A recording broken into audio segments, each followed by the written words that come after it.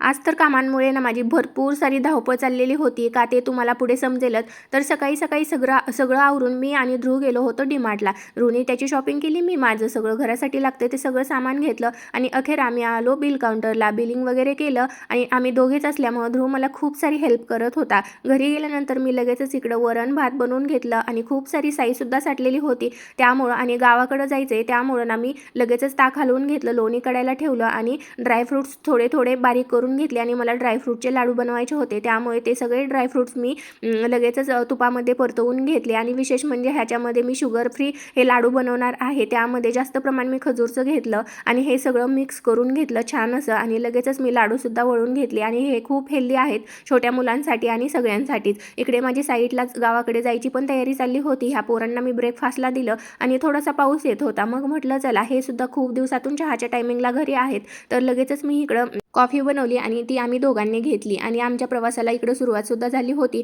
ध्रुवने Pokemon cards आणले होते त्यामुळे गाडीत आमचा प्रवास खूप छान चालला होता. ध्रुवने खूप सारे व्ह्यूसुद्धा काढले होते आणि त्यामुळे ते मला सगळे ब्लॉगमध्ये टाकावे सुद्धा लागले. बरं माझे ब्लॉग जर तुम्हाला आवडत असतील तर प्लीज फॉलो करा. चला बाय.